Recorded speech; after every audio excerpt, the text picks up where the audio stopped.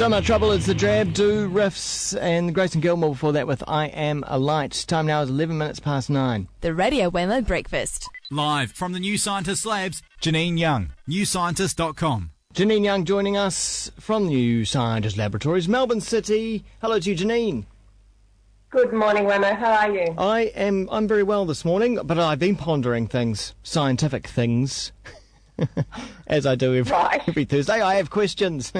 My first question is, did the early hunters cause climate change? We're always looking to blame someone else, so why not blame them? Yeah, we do. We can't help ourselves, can we? We don't want to think we're the only ones that have ever made a mess of things.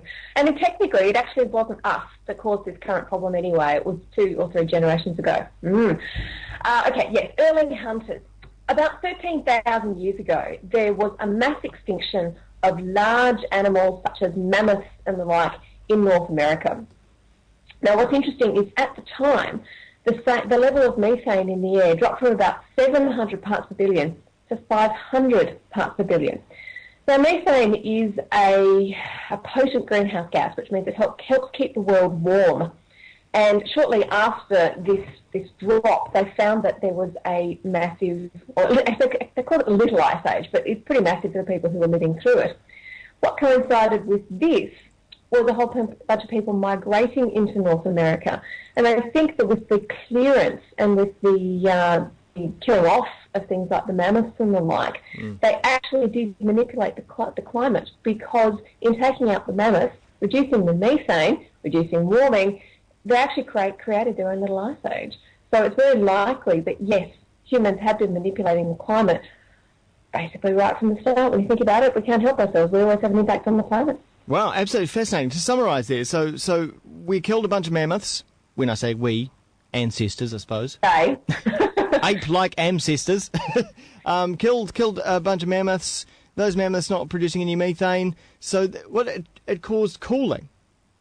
Yes, methane is a greenhouse gas. When you think about a greenhouse, what that does is it keeps a lot of warmth inside. It can be freezing outside, but because the sunlight can get in and the associated warmth, it stays very warm on the inside. That's exactly what greenhouse gases do. They help keep a lot of warmth inside the human atmosphere instead of allowing it to escape straight back out again. Planets such as Mars, for example, don't have a layer like we do to be able to keep that warmth in. So it either gets extremely hot or extremely cold according to where the sun is.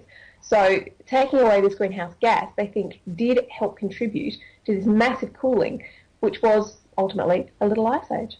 Interesting. All right, on to the next topic this morning. This about ringtones, about particularly, I suppose, these days, cell phone ringtones, and how your brain recognises those ringtones. Yeah, I found this research somewhat obvious when I read it. We do science of the blindingly obvious, but it can occasionally be reassuring to find out that things work this way. A bunch of researchers were looking at how people's brains respond to hearing a bunch of ringtones, looking at their own, they've been assigned to be interested in by the researchers, so someone else's, and then a bunch of random ringtones.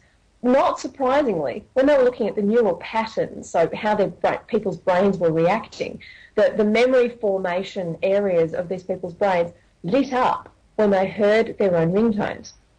And there were more neurons being turned on when they heard their own ringtone. And that happened a lot more quickly than when they were hearing someone else's or when they were listening to the one that they'd already been assigned. I don't find this at all surprising, because we form this association with our ringtone. We know it's our phone. I know when I changed mine ages ago, I didn't hear it for the first 4 weeks because I wasn't used to it. Then I got used to it and I can hear someone else's and go, oh no, it's not my phone. Okay. And I do it because my boss recently changed his ringtone to that, which is an incoming call from my boyfriend. It freaks me out every time his phone rings. Yeah. So why is David calling anyway? So the fact remains that we do have this association with our ringtone, and that's part of the reason we have different ones for different circumstances, because then we'll know exactly who's calling us. Yeah.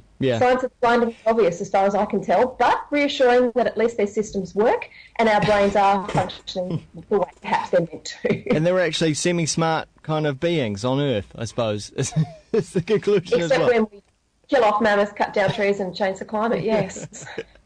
All right. Well, I mean, I certainly, because I've had the same ringtone for about 3 years now, and there is I don't know, when it goes off, it's a little bit more than recognising a sound. It is kind of like a feeling. It's like, oh, I know that. Absolutely. It's something automatic about it. There is, and I think that's part of the process of why we have different ringtones, certainly for different people coming in. I have 2 or 3 according to who's calling me. It's the people that call me the most. Yeah. My dad and David and the like. So it's an association that we make really quite intimately, because it's also not just the sound, it's the association. And making an association like that can be very powerful.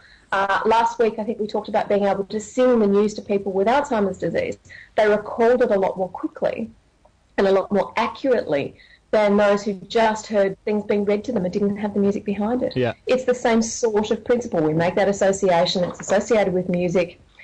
It works. What can I say? I did notice on my phone the other day. I was playing around looking through it, and there is. I'm not going to be able to find it right now, but there was a ringtone in here that you could associate with someone that you didn't want a call from. So that you could associate. It's a particular sort of ringtone that you'd go. I suppose it would set off warning bells or something. Do not answer this call. Go away, freak. Yes. Janine Young, thanks so much. Those stories you'll find in the New Scientist magazine coming out next week. And, of course, check out the website as well, newscientist.com. Janine, we'll talk to you next week. Indeed you will.